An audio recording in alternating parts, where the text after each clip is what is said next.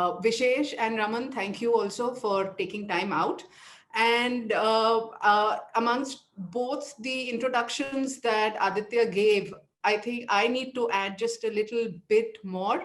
I think both of you, when I look at you, and I've known you for some time now, both of you look very young, but have a mature head on the shoulders. And I think you bring a lot of gravitas into the work that you do now and in the work that you did in your previous avatar.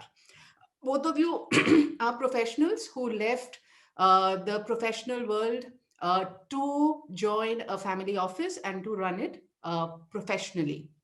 So Raman, you are part of, you had the Sona Group family office, the Kapoor family. And Vishesh, you had the Berger Paints or UK Paints family office, the Dhingra family. And when Aditya talked to me about a session in this summit, and we talked about family offices, I kind of remembered the first time that I had heard of family offices, and that was in the late 90s and early 2000s. And it was only the ultra rich who had family offices. And in India, it was still something that was very mystical. Uh, I got to know a lot more about family offices in the European families and in the American families. But then, as I started working more with the families and started understanding a lot more what family offices did, and at that time, their role was restricted to handling the wealth and looking at it in a consolidated manner, I kind of realized that we in India had actually democratized family offices for many years, for, almost 100 years, if I can say that. Only thing is, we didn't call it a family office. We called it an HUF, Hindu Undivided Family. And if you look at it, an HUF was really a platform where all the family investments were consolidated. There was a Karta, who was typically the patriarch of the family, who decided on various investments, and who decided, what trust to form, and where to invest. And actually, we from a tax perspective, we actually gave the HUF an entity status. But having democratized it, and also using the new buzz that is around family offices, uh, my experience is that over the last 5 or let's say 10 years, the role of family offices have changed a little, or it's in a period of transition. It started off by looking only at investments. But today, anecdotally, I have evidence that they're doing a little more than that. So, Raman, let me just start with you, and I'll ask you, what is the larger role that you see family offices playing, and what is it that you bring into your family office besides just looking at the investments? Okay. Thank you so much, Sonu, and thank you, Aditya, for having me here. You very rightly pointed out about the fact that earlier family offices were called HUFs, and HUF by nature was only about family, right? What has happened with over the last couple of years, and I would say that only a couple of years, but what has happened is this concept of this family office is actually transcended from just managing investments to going beyond doing that and managing the entire company of that, or so to say, that HUF. So that's what professionalization of family offices has actually happened, like that. The idea, if you ask me what I do from a day-to-day basis, investments just take around about 20 to 30% of my time. That's just one part of my role. My other part of the role is managing the companies, managing the operating entities, and managing the expectations and the education of the family. Okay, it is very imperative for us as professionals to bring everybody on board when it comes to investment decisions, when it comes to decisions relating to any new form of expenses that are happening in the companies, in the personal this thing, whether it's real estate planning, which Vishesh will touch upon much larger, because they do it much better than what we do. So in that sense, the role limited to investments is very, very nominal, right? So like I said, 20 to 30% of my time goes in investment. Rest of the time is about legal work, it's about organizing things, it's about audits, it's about compliances, making sure that everything is on above board. So that's where most of our time actually goes. So having said that, I remember having this discussion with my founder as well. uh, the entire point of the investments will just be one part of it.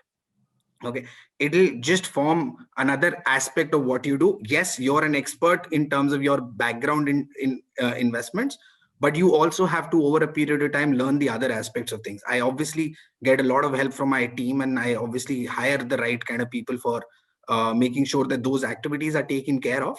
But at the end of the day, the decision making still lies either on my shoulder or my promoter's shoulder.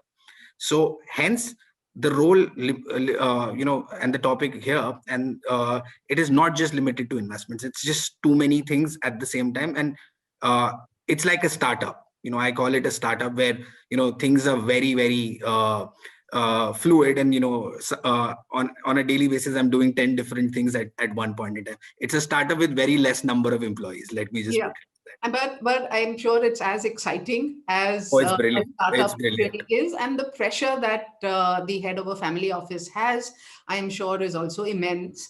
But Vishesh, if I can move to you, typically family offices were headed by the patriarch himself, and I'm saying patriarch, and I'm saying himself knowingly because. Most or there are very few women who are the matriarchs of the business. But over the last few years, we've seen a lot of professionals coming in and heading, or let me put it this way, we've seen an openness among the patriarchs to bring in professionals to delegate their responsibilities and for them to head the family office. So what advantages do you think, or in your opinion, does a professional bring to this very, very complex role, which is that of the head of a family office? Sure. First of all, thank you, Sonu. Thank you, Ditya, for your kind words. And I never knew that the introduction can be so fancy. But thank you for your kind words. So, yeah, I mean, in my career, I've seen this change happening very slowly, but the patriarchs have become open to getting professionals on board. And I personally think that there is a huge advantage you have when a professional is sitting out there. First is that he has if you are a professional managing a situation, you can look at it from a very neutral eye, and practically and perceptionally, both the things. So if there is anything which a professional will have, he will have a very neutral eye towards it, not biased towards anyone. And perceptionally also, it makes a lot of difference, which, as the families are growing, as they're getting deeper into it, they realize that it is better to have some professional who is up there. Second, most of the times I've also seen the situations where the next gen is not up for it. So, out of whether they are open towards it or not, they have a foundation to do it because they have to put up a system in place for what they have created. And like Raman was mentioning about the change of role of family office, I fundamentally agree. Like, I don't have an investment background per se, but and I also think that it is you can learn it over a period of time. It is required up to an extent, but we are sitting with the creators of wealth. Even if there is any decisions, the kind of wisdom he has on that investment decision, I'm still too young to match it up.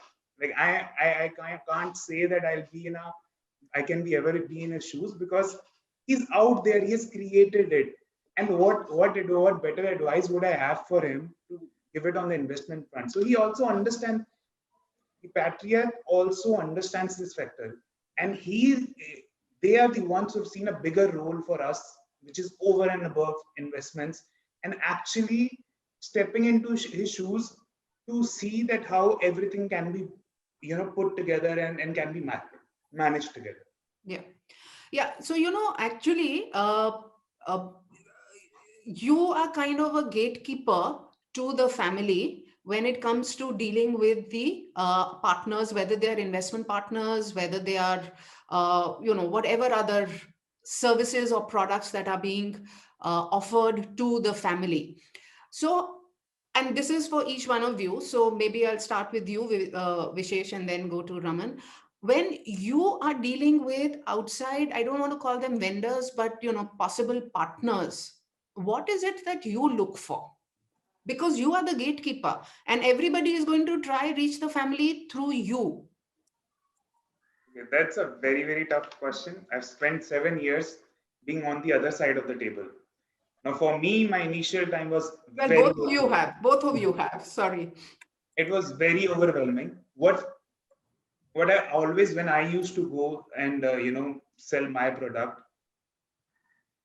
it was very basic. That what do I have my domain knowledge? What I'm talking, do I know it?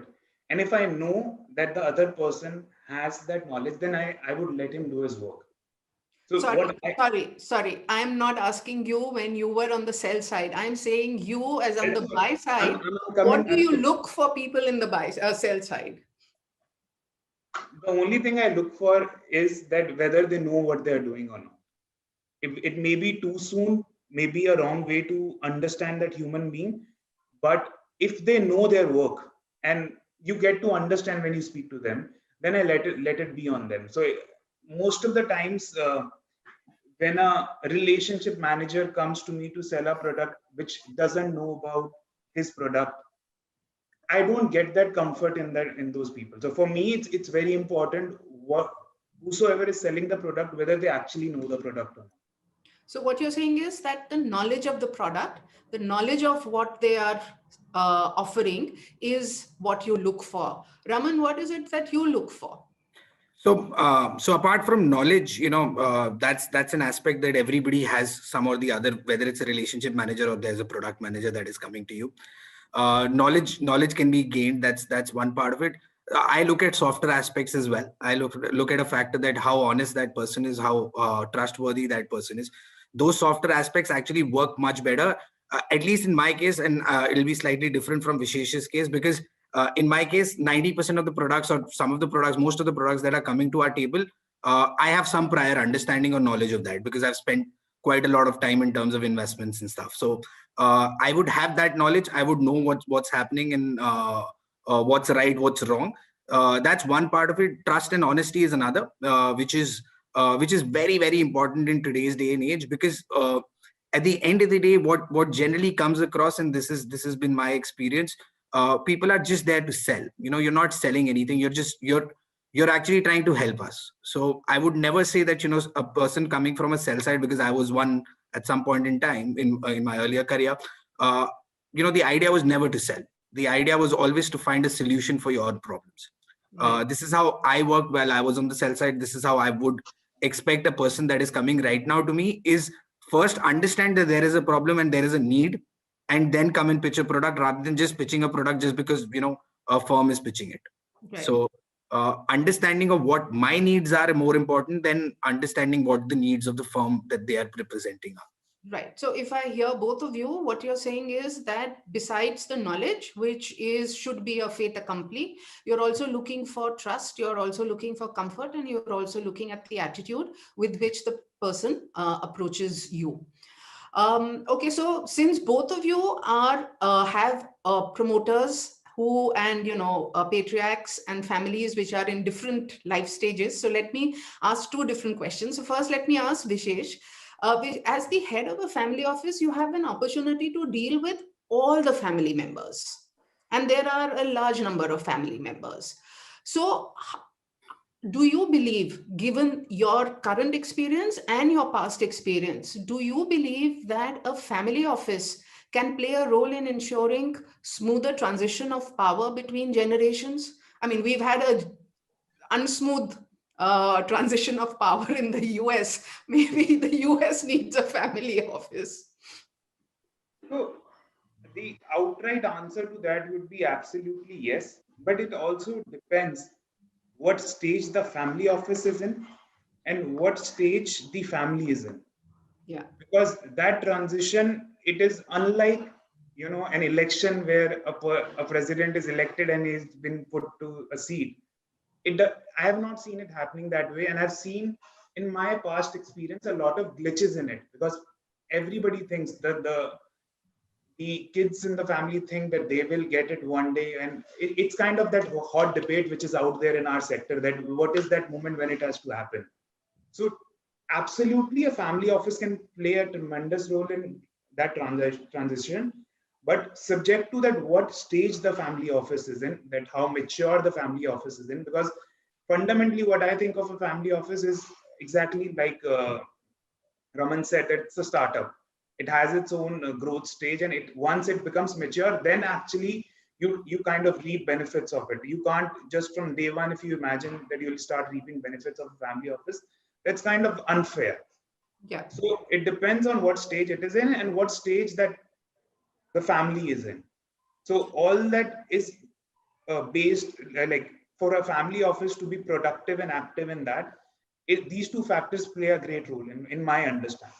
So you do feel that, or you do believe that family office can actually help the process of transition through Absolutely. various interventions. Yeah. Absolutely. I mean, there is no doubt about it. Yeah, yeah, yeah. So, Raman, education of the next gen and preparing them to take on the role is within the family business is one of the key ingredients of the intergenerational transfer of power. So, when it comes to education and preparing the next gen, what role can a family office play? So, at least in our case, our luckily for me, our family office is three people, right? In terms of the founders, there are three people that we are taking care of. My role is a product of succession planning. So my role was created when Sanjay's mother actually passed the baton on to Sanjay. That and hence my role was created in the family office. So that's the first part. I'm just answering from the succession planning point of view. On the education side, luckily for us right now, all of Sanjay's kids are very young right now, but we are actually planning for right now. We're planning primary educations in terms of for them, and then the second part of the family office planning is also to talk about whether they want to join the own business, they want to do something of their own, or they want to get into something else. So we'll plan accordingly to that, and these are all part of our plan. This is all part of our succession plan. This is all part of our educational plan for the next generation, not only for them, but there is an education bit that happens for the current promoters as well. One part of the education is the fact that at least in our case, Sanjay and Priya still much better in terms of obviously investment. Sanjay has always been an auto guy, right? So he understands auto sector, he understands manufacturing, but he doesn't understand investments that well. He's also learning right now. That's the role that a family office guy plays, that he makes sure that everything that happens in the portfolio is made aware, and the founders and the promoters know about what's happening in the portfolio. So he spends a considerable amount of time with me in understanding the investments, understanding different avenues, whether it's equity, whether it's debt, whether it's private equity. He spends a considerable amount of time with me. Yeah. So not only for next generation, education for the current generation and the current founders is also very, very important. And that falls as a part of our own job description, so to say. Yeah. It actually gladdens my heart when you said that Priya knows more about investments than Sanjay does. Bro, And I'm in awe in terms of I actually was surprised myself in terms of the fact that if she's talking about something, she's read about it. That's the beauty of talking to people who are well read. That is just as simple as that. I'll give you a very simple example. I was never in favor of bitcoins and cryptocurrencies, and I'm pretty sure half the people are now very interested. Maybe 6-8 months back, Priya convinced me that we need to invest there. That's how it works. So it is about the fact that how much interest those guys are also taking, because it's eventually at the end of the day it's their money, right? And hence I say that it is more important for them to take more interest than for a professional who has 10 other things right now to do as well, apart from investment. Yes, that is a barometer that we are benchmark on in terms of our performance, but at the end of the day it is also the softer aspects of making their lives easier, from a different standpoint of audit, legal, etc., etc. Yeah. So actually, it helps me segue into the next question, and I'll ask Vishesh that. Uh, how can family offices help more women of the family get involved in something, not necessarily the business? So how can, how can the women of the family, what is the role that a family office can play in helping the women of the family discover their true self? Because we do know, and it's a matter that I find, I mean, it's not a good statistic that even in the current world, even in the current India, where we are more educated, more enlightened, the number of women as part of the core business in families is still very, very small. So, can the family office play a role? If yes, what is the role that it can play? See, I don't have a very straight answer for it. I will, accumulate instances from my past and I'll answer it. Uh, like you rightly said, that the statistics would are on the other side of the table, where you won't see much women in the family business. But luckily, particularly here, it is totally opposite. So I was glad that I didn't have to work on this aspect, at least as far as this family office is concerned. But I've seen instances in the past uh, where the families, it is just too difficult to make them understand the requirement. So it goes without saying that having a diversified or environment in a family business is just not like may have, it's a must have, if that makes sense. Yeah, But to convince a patriarch on that has its own difficulties. I'm not gonna paint a very rosy picture about it. It is difficult. I i don't have to face it here because it's already very much equal as far as the current role is concerned. But yes, a family office can play certain kind of a role. See, everything requires a constant education. If you kind of uh, keep educating people about the requirement, the need, and the benefit, it may not happen overnight, but over the period of time. So what a family office can really do is bring out the need for it and bring out the benefits of it in front of the family and work constantly on it. So it's not a one day's proposition that you thought you conveyed your message and it is going to be done. Family office can be that pillar which can do it constantly throughout and be one of those voices who stands with this fundamental of having them on board. So apart from the regular word, being a professional means that you stand for certain things, and that is where it become a family office heads or a family office as an institution role becomes more important in putting up that point up front.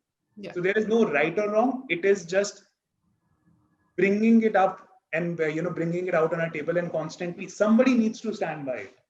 yeah, yeah, yeah. Raman, in your role as the head of the family office, I'm sure that you are contacted by a lot of people who want to offer you their products and services. Besides the investments, which is like a no-brainer, uh, you know what is okay, or even within the investments, the question I have is that, do you sometimes feel, or do you sometimes wish that there was somebody who would come to you with a particular kind of product or a service which would help the family, whether it's an investment product or a non-investment product? So I'm sure So you're bombarded. Is there something that that people don't think to approach you with? no, actually, I'll be very honest with you. People have become smarter. People have started respecting, and the fact that we have limited time and we have limited number of hours in terms of analyzing things. So I personally think that people have also started asking questions rather than just showing things, right? over a period of time, what also happens is the fact that, as I build comfort with a lot of these partners of ours, whether it's on the audit side, whether it's on the investment side, any other aspect of it, I myself just call them up and tell them that this is what my need is, can you find me a solution? So it has to be both ways. It cannot be that I work in my own silo and they will magically think that what is right for me and what is wrong for me. So it is a two-way process. It's a process where I also have to be open about things, what I want. Earlier, what used to happen was the fact that people were very, very guarded in terms of telling about their family office, what they're investing into, etc., etc. Right? So much so they never used to even disclose the number of their AUM. What are they managing? How are they managing, etc. Now people have become a little more open about it. People are chill about the fact that yes, our promoter has wealth. You anyways. 90% of listed promoters' wealth is calculated via their share prices on a daily basis. I really don't know. So people have become a little more open. People have become a little more, at least buy side guys. Let me just point it out very, very clearly. It was the buy side guys who were never open, and the sell side guys want them to open up. Right? That's how the nature of the game is. But having said that, I have also realized over the last 2 years that if I don't ask for it, I will not get it. So I have to ask for it. I have to go out and talk to 10 people and make them understand my issues and my problems and what I need.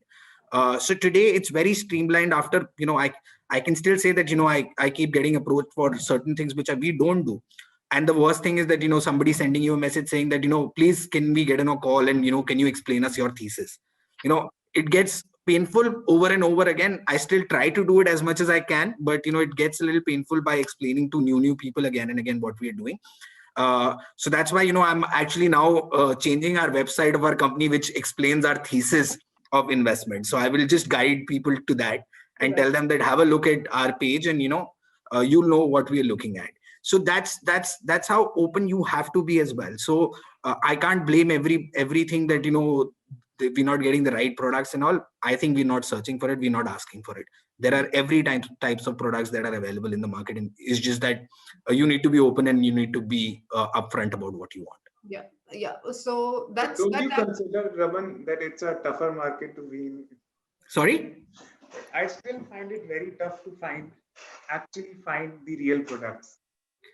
Yeah, it is true, but I have a slightly different experience because of the fact that Vishesh, I've spent quite a lot of time in terms of investments. So it's now my 13th year running. I've done institutional equities, I've done wealth management. So I know a few people who I can just call up and they'll have the entire knowledge. So I'll pass on those numbers and I'll connect you to them. It'll be those guys really are at very the end of the day, there are certain things which don't get solved.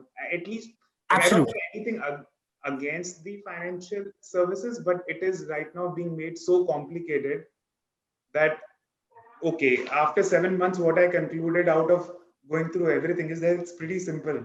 It's very simple. Yeah. My boss used to keep on telling me it's very simple. You don't have to spend time on it. It's very simple. You don't have to spend time on it.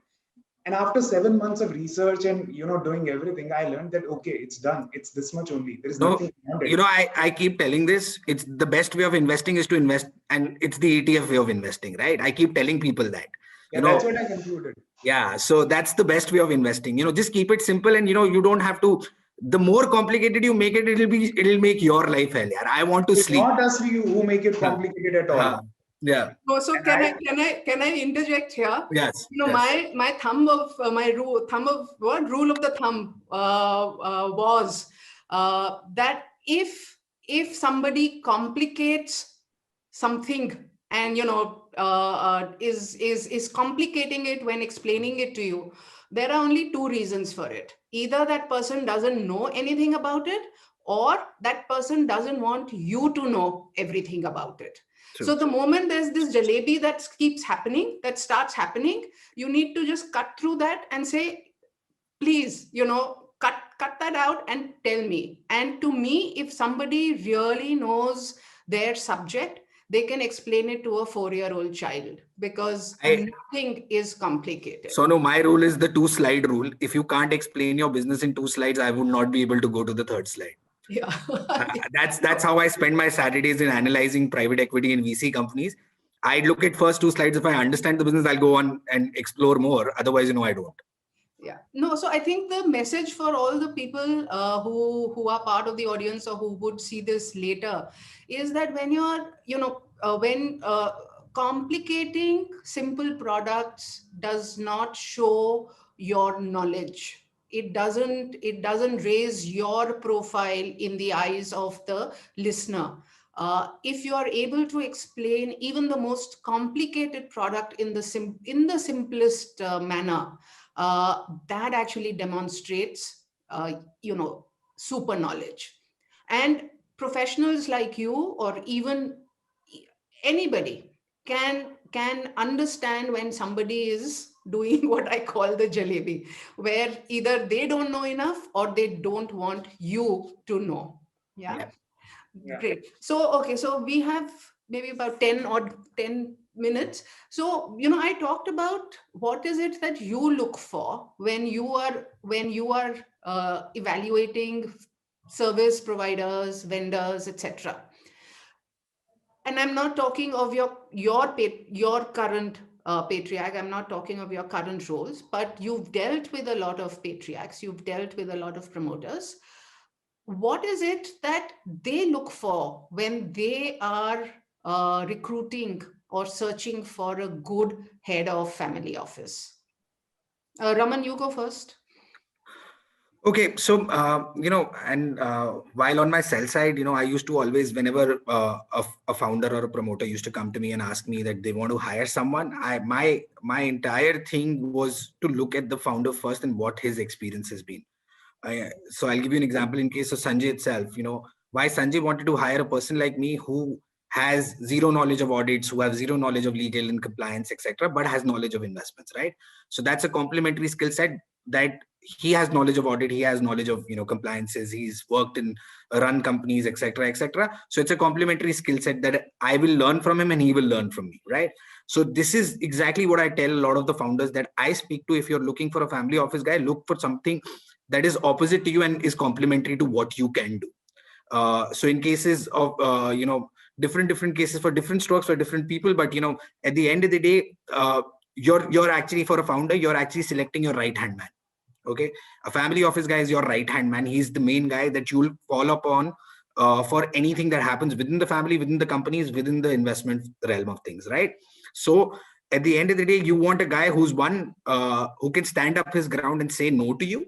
That's one very, very important factor, because you need a person who can actually tell you at times that this is where you're going wrong. That's one. So honesty like that. And the other part of it is that the skill set has to be completely opposite to what your skill set has been. Okay, so for Sanjay, he's been a manufacturing guy, etc. He wants help in investments. You hire an investment guy. You don't hire somebody who has audit and all these knowledge, and hence he'll learn investments along with you. That doesn't happen. Okay, so that's how I would tell anyone who's even applying. So, and the other question is the other way around, that you should ask, why should a person even join a family office? That's the question that I keep getting asked by a lot of people, that yeah, now you're just working with one guy, how do you work with him? He'll be moody and all of that, uska to wealth hai, ye wo. So a lot of people come back and ask me that. It is also about the fact that how attuned you are to him. He has to respect you and you have to respect his work.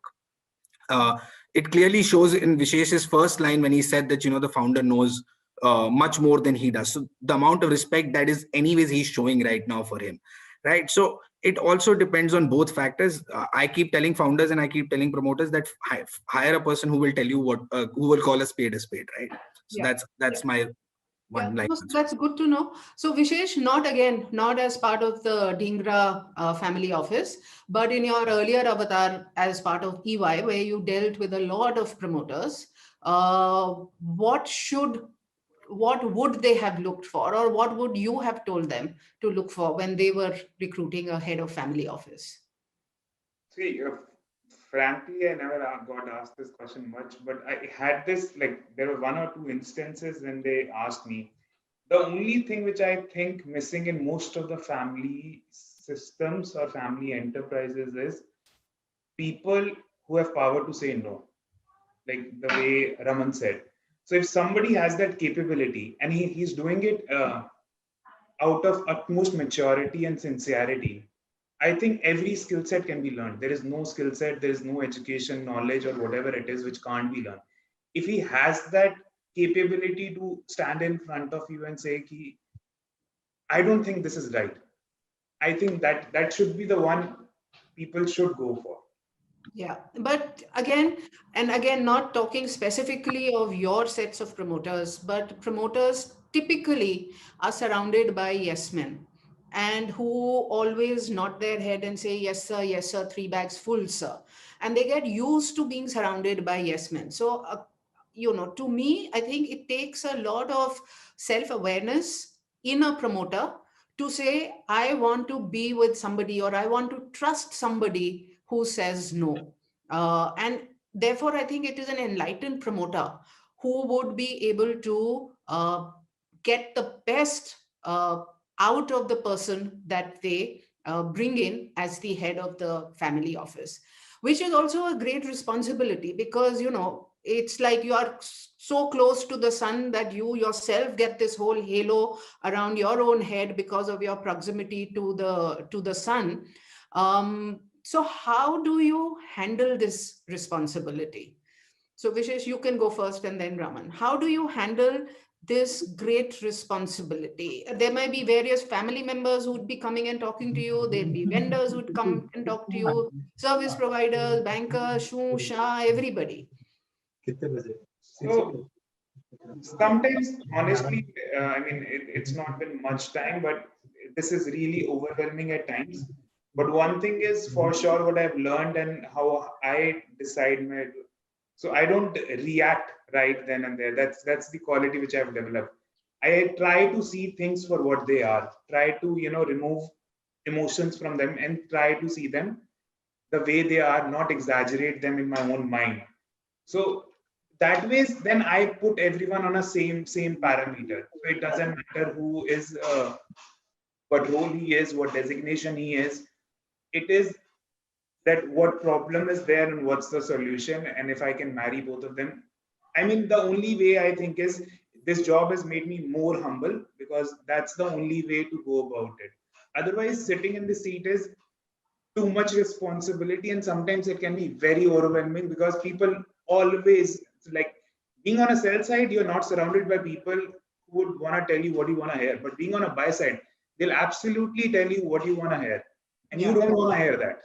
you don't want that. Yeah.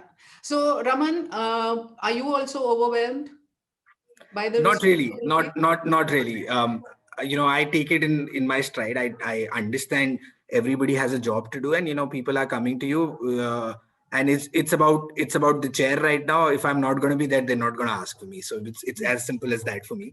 uh, for me, I'm the flag bearer for the family. Okay, anything that I do should not reflect badly on the family ever. Okay, so whether I'm making an investment, so we consider every investment that either Sanjay's or Priya's name goes there.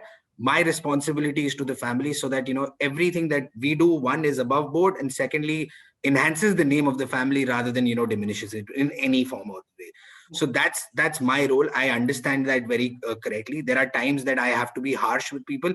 I call a family office guy is also the bad cop. Okay, there are 90% of the times the promoter cannot say no to people who are his friends, for investments or for anything. I play the bad cop and I have to say no. So I know that, and this is how the rule of the game is. It is how it is.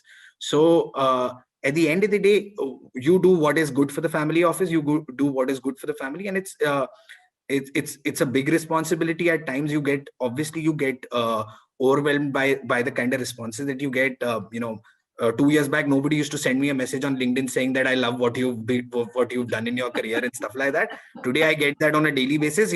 It gets to your head at some point in time, but at the end of the day, you have Sanjay, you have Priya, you have your wife at home or your mother at home, who will actually ground you down and tell you that get a life, you've not done anything in life. I'm glad that Sanjay doesn't ground you down. I mean, how No, dude. There are Vishesh, there are a lot of times when you actually go and meet with him, and he'll, while just talking, he'll just impart something which is actually very very good and very very informative and useful, right? So those are the gems, very simply, sitting with Rani ma'am, Sanjay's mother, I sit with her and, when we are talking to her, she might just drop some gem. Yeah. Matlab it's like that. And then you realize that, yaar, what you've been thinking in life, what is our age? Yeah. We've not done anything right My now. own Right. language, I call it ball of wisdom. Like you spend 3 minutes with them, they'll give you one point which wouldn't have taken them 30 seconds, and that is so much information for you that you can't absorb it in a day. We'll have to agree to this, that we've become a little lucky in life that we've gotten a good break here. I certainly that's Yes, what I so get we'll agree to that. Yeah. So So that's a very happy note to end on, because I see Aditya also coming on. Yeah. So yeah, Aditya, no, but are there any? I was tempted to come in. I'm sorry to interrupt, Sonu. I was tempted to come in. Raman just talked about world is pepping him up, and there are 3 people who tell him kuch nahi ho raha hai. But I want to tell Raman, he's such a classic case. Raman, from Edelweiss from the wealth advisory side, you've traversed this thing towards the single family office so early in life. Believe you me, in our entire work in with the financial services community, this is one question I have faced the maximum number of times by wealth professionals, that how do we become family office advisors? Yeah, Aditya, I'll be very honest with you. I was very lucky. While at No, Edelweiss, I had the best time possible, man. Okay, so but still you need to answer my question. I was going to ask you this. Because there are a lot of people who are watching this program. We've created some programs for family office advising and all, especially to help such people who want to get into family office advising. So, give some tips. I mean, what worked for you? How did you really prepare yourself for such roles? Luck, I'm sure, only favors those who are prepared. So give us some tips. Yeah. Yeah, Aditya, to be very honest with you, like I said, I've just been very, very lucky throughout my career. I'm not gonna take that aspect out of anything. I was very lucky that I joined in 2008, just before the financial markets crashed, and I was in a company called MK Global Financial. 2008 was a bad year for everyone. I was so junior in the system that everybody had so much time that they imparted so much knowledge to me. Right? That's where it started. Everybody had so much time that all the analysts were sitting with me, my notes bana raha tha, and everything was great, nice. Then I went to Edelweiss. I had great 8 years with Edelweiss.